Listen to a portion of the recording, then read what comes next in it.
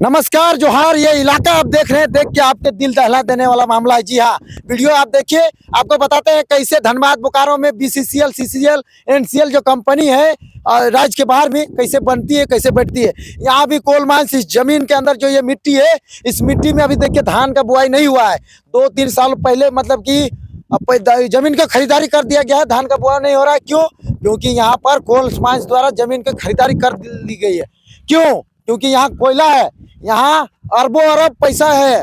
जी हाँ, जिस तरह से कोयला है, कोयला को बेचा जाएगा और बाहर बाहर भेजा जाएगा, विदेशों में भेजा जाएगा। आप देख सकते हैं कि चारों तरफ पूरा लगभग 5-6 किलोमीटर तक जूम करके दिखाइए किस तरह से हाइड्रा मशीन और हाइवा मशीन किस तरह से काम चल रहा है। और उधर देखिए, उधर लोहे का, उधर कंपनी बैठने के लिए सब काम चल रही है, तैयारी चाहिए। अभी शुरू काम नहीं हुआ है, अभी बन रहा है कोयला खनन करने के लिए। बाउंड्री एक्वायर कर दिया गया है। आइए कैमरामैन को कहेंगे, देखिए किस तरह से गड्ढा करके यहाँ पे आइए, जल्दी दिखाते हैं। और किस तरह से गड्ढा करके अपना बाउंड्री एक्वायर करके इस जमीन को हड़पा जा रहा है यहाँ के आदिवासी मूल वासियों का। देखिए कितना जल स्तर कितना ऊपर में था।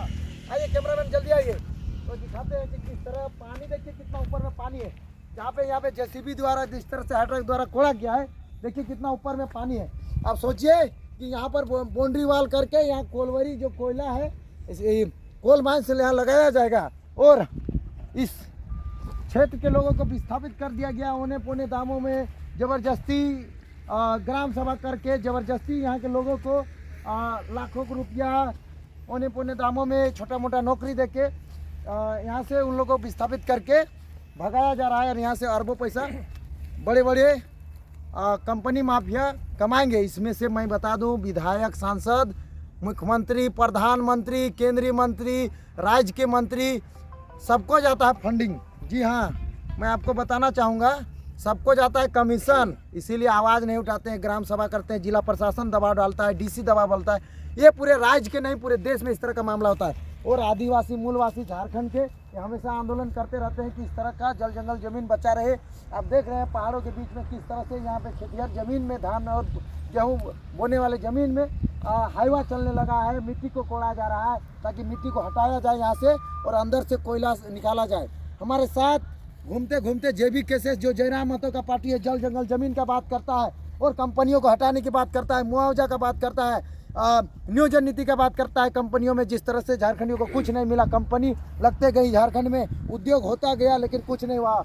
ये बड़का गाँव विधानसभा क्षेत्र है और यहाँ जिस तरह से एनटीपीसी, अडानी अलग अलग कोल माइन से लगना शुरू हुई, जैसे ही पता चला कि चारों तरफ सौंदर्य वातावरण जंगलों के बीच हसदेव जंगल के जैसा कोयला झारखंड में भी है। और पता ही है झारखंड में 40% कोयला है। तो अलग अलग विधानसभा में पहले धनबाद, बोकारो, रामगढ़ नाम जाना जाता था कोयला, अब हजारीबाग जिला भी कोयला दे रहा है। जी हाँ, इस जमीन से कोयला निकलेगा। आइए बात करते हैं इन जेबी केसेस के लोगों को। जो जयराम महतो का पार्टी है, अभी चुप्पी साधे हुए है, एगो विधायक नहीं है, सांसद नहीं है, आवाज़ उठाते रहते हैं, आंदोलन करते हैं, केस खाते हैं, रांची से भगा दिया जाता है, मार भी खाते हैं। अभी आए हैं देखने के लिए और दुखित पीड़ित हो गए, बोल रहे हैं रोना आ रहा है। आज जानने का प्रयास करते हैं, क्या नाम होगा? श्री राज मेरा नाम होगा। किस तरह का माहौल लग रहा है जब इस तरह से खेतिहर जमीन के गरीबों के जमीन को जबरदस्ती ले लिया जाता है, उन्हें पौने दारू मुर्गा देके और समझा बुझा के सरकार के द्वारा बोला जाता है, सरकार का नोटिस है, सरकार का जमीन है, देना ही होगा। ये जो अभी स्थिति देख रहे हैं, इसको देख करके एकदम टेंशन में है। क्योंकि हम लोग आए थे जन जागरूकता कार्यक्रम में, लेकिन ये स्थिति देख करके हम लोग को एकदम उदास और मायूस हो गए। क्योंकि जयराम दा का जो अभियान चला था जल जंगल ज़मीन बचाओ, उसको लेकर के पूरे तरह से आंदोलन हुआ। कई सालों तक, 3 साल लगातार आंदोलन हुआ। लेकिन आंदोलन में होता क्या है कि हम लोग आंदोलन करने जाते हैं तो सरकार के द्वारा पुलिस से डंडा से माथा फोड़ दिया जाता है। रोड वगैरह में अगर मान लीजिए आंदोलन करते हैं तो वहाँ पर घसीट दिया जाता है। तो हम लोग इस तरह की स्थिति देखते हुए अब हम लोग कोई कहता है कि राजनीति में क्यों आ गए। तो राजनीति में आने का कारण, मुख्य कारण यही रहा कि अगर हम लोग आंदोलन के माध्यम से, सरकार अगर नहीं हम लोग को सहयोग कर रहा है, या तो पब्लिक को या तो ग्रामीण या किसान लोगों का जमीन लूट रहा है, तो हम लोग को राजनीति में आना मजबूरी हो गया। यानी विधायक सांसद रहते तो काम को रोक देते हैं। हाँ, विधायक और सांसद अगर हमारे पार्टी का अगर निकल के आएंगे तो जरूर इस काम को बंद करा देंगे। और ये जो स्थिति है जमीन अधिग्रहण का है, वो जबरन लिया गया है। अगर उसकी जबरन नहीं लिया गया रहता तो अभी आंदोलन बहुत सारा जगह जगह पर हो रहा है। जो ज़मीन हड़प लिया जा रहा है उसमें लोग एकदम धरना पर बैठे हुए हैं। तो इस चारों तरफ पहाड़ से घिरा हुआ उपजाऊ ज़मीन को वो औने पौने दाम में खरीद करके और घूसखोरी सांसद विधायक के द्वारा मोटा अमाउंट लेकर के पूरा का पूरा तहस नहस कर दिया जा रहा है। यहाँ के आदमी रो रहे हैं और इस पूरे एरिया में लगभग 100 एकड़ से भी जमीन हड़प करके ये अपना बाकी लोगों को रोजगार दे रहा है। ये आप देख रहे हैं कि संजय मेहता जी पहुंचे हैं, गाँव गाँव दौरा कर रहे हैं और ये चीज़ देख के इनको कहीं ना कहीं दर्द हो रहा है। क्या करेंगे, इसीलिए इस क्षेत्र में आए हैं और चुनाव की तैयारी में जुटे हैं कि इस बार जो लड़ाई है वो लड़ाई होनी चाहिए कि जो बड़का गांव का जो मामला है, बड़का गांव का मामला में जिस तरह से पूछिए संजय जी से पूछिए। बात करती है और यहाँ पर लोकल लोगों को ना मुआवजा मिलता है ना कुछ मिलता है।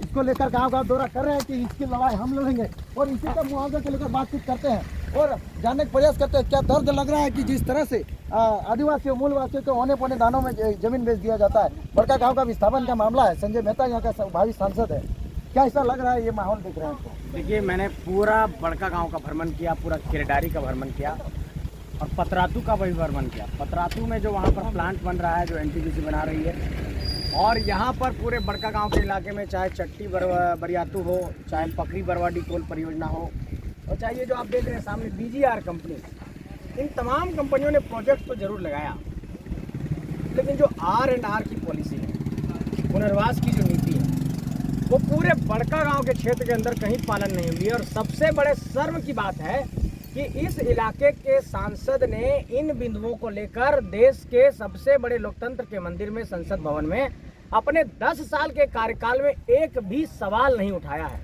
तो ऐसे लोगों को अगर हम लोग बेदखल नहीं करेंगे तब तक हमारी ये माटी नहीं बचेगी। और इस बात को आपके कैमरे के माध्यम से ये कहना चाहता हूँ कि झारखंड की इस पूरी लड़ाई को जो हम लोग लड़ रहे हैं विस्थापन और पुनर्वास का, हम लोग अपने जान देने को मंजूर हो जाएंगे, शहादत दे देंगे, लेकिन इस मिट्टी के लिए जिस कीमत को भी चुकाना पड़ेगा हम लोग चुकाएंगे, लड़ाई लड़ते रहेंगे और झारखंड की धरती को बचाने का काम करेंगे। जिस तरह से यहाँ पे लग रहा है कि पहले धान का बुआई, गेहूं का बुआई, खेतियार जमीन था, गरीबों का जमीन था, अभी यहाँ पे कितना अरबों का यहाँ पर संपत्ति यहाँ से निकाला जाएगा? नहीं काउंट कर पाएंगे सर आप उंगली पे। हमारी जब खेती की ज़मीन रहती तो हमारी पीढ़ियाँ जो है उससे सुरक्षित रहती है। 1 पीढ़ी से 2 पीढ़ी, 3 पीढ़ी, 4 पीढ़ी, 20 पीढ़ी, 100 पीढ़ी तक हमारे लोग कमाते खाते। आज मैंने देखा कि पूरा अभी पांडु के इलाके में, तमाम इलाकों में पूरा घर तोड़ा जा रहा है, पूरे लोगों को वहाँ से विस्थापित किया जा रहा है। आप सोचिए कि एक दिन में जितना कमा लेते होंगे उतना पूरा मुआवजा राशि भी इन लोग नहीं दिया होंगे। तो इसका मतलब ये है कि ये कंपनियां सिर्फ यहाँ से हमारा कोयला निकाल करके, यहाँ पर ब्लास्टिंग कर करके, मतलब हमारे जीवन को पूरे तरीके से खतरे में डाल करके सिर्फ हमारे संसाधनों का कैसे दोहन किया जाए, कैसे संसाधनों को निकाला जाए, वही उनका काम है। पूरा इलाका पूरा धूल उड़ रहा है। अभी इस तरह का सुंदर वातावरण मिलेगा इस जगह पे? कभी नहीं, संभव ही नहीं है। संजय मेहता भावी सांसद बन के अगर दिल्ली जाते हैं तो इन बिंदुओं पर क्या चर्चा करेंगे? सरकार के तो हम कहेंगे कि सरकार, आप कहते हैं कि हम गांव का विकास करना चाहते हैं, गांव को बचाना चाहते हैं, लेकिन आप कहां गांवों को बचा रहे हैं? आपने गांवों को उजाड़ दिया है और गांवों को उजाड़ करके भारत की बेहतर विकसित भारत की परिकल्पना नहीं की जा सकती है। इसलिए आप सब पहले गांवों को बचाने की कोशिश करिए, तब गांव बचेगा तब ये देश बचेगा। सिर्फ कोयला मत निकालिए, हमारे लोग कहाँ जाएंगे इसका भी ख्याल रखिए। आप कैमरे में कहिए कि इस पर आवाज उठाइएगा तब ना वोट देगा दीजिए। आवाज ही नहीं उठाएंगे।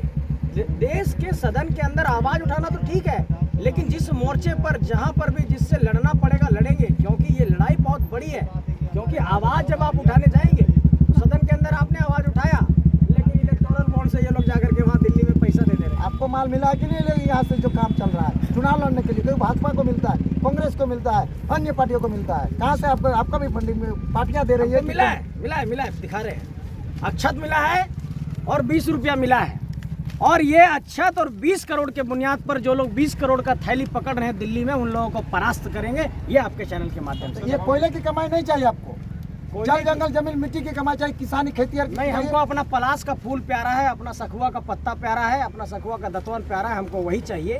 हमको ये कोयला नहीं चाहिए, हमको अपनी माटी चाहिए जहाँ पर लोग बसे और जहाँ पर हम लोगों की जिंदगी जो है संवरे, यही चाहिए। मतलब चुनाव जीतेंगे और इस पर लड़ाई तो करेंगे आप? संसद भवन में पहला सवाल यही होगा कि हमारे जो जमीन लिए गए हैं उन लोगों का क्या आपने ख्याल रखा है। अगर हम लोग जीतते तो पहला सवाल यही होगा पहले सत्र का कि हमारे बड़का गांव के लोगों को बचाइए, अडानी को हटाइए, बीजीआर को हटाइए, आपने मुआवजा नहीं दिया, मुआवजा दीजिए। डर नहीं लगता है? नहीं डर लगता है। मौत से केंद्र सरकार आपके ऊपर कई धारा बोले लगाई थी। हम लोगों ने सर पे अपना कफन बांध करके घर से निकला है, 3 साल होने चले, शहादत मंजूर है लेकिन समझौता नहीं होगा, यही बात कहना चाहता हूँ। चलिए आप देख रहे हैं कि संजय मेहता जी संजय मेहता जिंदाबाद जिंदाबाद संजय मेहता जिंदाबाद जिंदाबाद जिंदाबाद जय बीकेसे जिंदाबाद जिंदाबाद जिंदाबाद जय बीकेसे जिंदाबाद जिंदाबाद जिंदाबाद। संजय मेहता क्या लग रहा है, क्या लड़ाई लड़ेंगे यहाँ के लोगों के लिए? हाँ लड़ेंगे। सबको लग रहा है आज तक यहाँ जो भी हुआ, हम मेरा जन्म घर बोलिए तो बेंगवरी हुआ केरेडारी प्रखंड, और मेरा ससुराल बोलिए तो बड़का गांव प्रखंड हुआ जुगरा गांव में। अभी यहाँ पे हम जिस दिन से पैदा हुए उस दिन से देखते आ रहे हैं अम्बा प्रसाद के परिवार में उन लोग का क्या परिवारवाद चल रहा है सो। और ससुराल गए तो वहाँ देख रहे हैं मनीष जायसवाल को कि वो भी अपना सिर्फ झोली भरने में लगे हुए हैं। आज तक अगर भी इसमें कोई काम करेगा तो वो सिर्फ है जेबी के। क्या लग रहा है महिला मोर्चा, महिला लोग समर्थन देगी या कोयला का गर्दा खाएंगे? सारे महिला लोग समर्थन देगी, सारे भैया दीदी सब मिल के इसमें लड़ेंगे। और सब क्या लग रहा है कि संजय मेहता की जीत हासिल हो गया कि मेहनत करने की जरूरत है? मेहनत करने की जरूरत भी है और मेहनत कर रहे हैं। और इसमें आप खुद देख रहे हैं यहाँ वहाँ चल करके, तो आपको खुद समझ में आ गया होगा कि इस बार कौन निकालेंगे। बाजी क्या नाम है? अनिल महतो। कैसे तैयारी है? जयराम महतो का नाम इधर डंका बजता है कि नहीं? पूरा डंका बजा, किशनपुर में आया था, पगार में आया था, पूरा भरमार भीड़ था, इतना ऐसे सब भीड़ने वाला सब आया पहुंचा था वहाँ पर।